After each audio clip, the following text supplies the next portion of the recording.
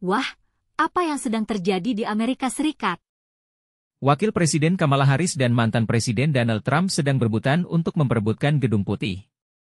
Media AS melaporkan bahwa Trump unggul sementara dengan meraih 211 suara elektoral, sementara Kamala meraup 153 suara elektoral. Namun, perlu diingat bahwa dalam sistem pemilu AS, perolehan jumlah electoral votes ini bukanlah kunci kemenangan kandidat. Mengapa demikian? Karena rakyat AS sebetulnya memilih mereka, bukan kandidat presidennya. Mereka memilih orang-orang yang bakal duduk dalam lembaga pemilih, atau Electoral College. Anggota Electoral College dicalonkan oleh partai politik di tingkat negara bagian, dan mereka biasanya petinggi partai atau sosok yang berafiliasi dengan kandidat presiden dari partainya.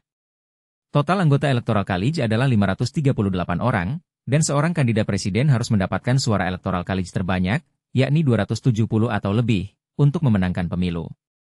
Biasanya, setiap anggota Electoral College akan memilih calon presiden yang mendapatkan suara terbanyak dalam pemilihan umum di negara bagian. Tapi, apa yang terjadi jika seorang kandidat menjadi yang paling populer atau meraih suara terbanyak secara nasional di kalangan pemilih, namun gagal mendapatkan 270 suara dari anggota Electoral College? Pada Pilpres 2016, Donald Trump mendapat 3 juta suara lebih sedikit dibandingkan pesaingnya, Hillary Clinton. Namun, Trump mendapatkan suara terbanyak di Electoral College sehingga dia terpilih sebagai presiden. Pemilihan umum presiden AS akan diselenggarakan pada 5 November 2024, dan jutaan warga negara AS akan menggunakan hak pilih mereka untuk menentukan siapa presiden AS berikutnya.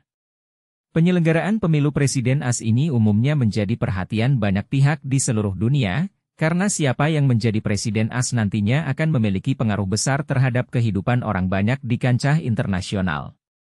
Sementara, untuk pemilu paruh waktu, midterm election, atau umum disebut pemilu sela di Amerika Serikat diselenggarakan setiap 2 tahun sekali pada bulan November di tahun genap. Pemilu setiap 2 tahun sekali ini hanya untuk pemilihan anggota DPR dan beberapa dari anggota senator.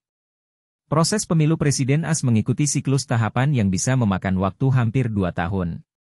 Secara umum, proses pemilu presiden AS dapat dibagi menjadi 4 tahapan, tahap pemilihan pendahuluan atau kaukus, tahap konvensi nasional, tahap kampanye dan pemilu, dan tahap Electoral College.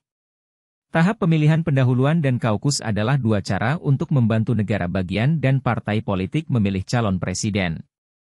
Pada tahapan ini, negara-negara bagian akan melakukan pemilihan pendahuluan atau kaukus untuk menentukan calon-calon dari partai yang akan mengikuti konvensi nasional. Tahap konvensi nasional atau konvensi pencalonan, ini merupakan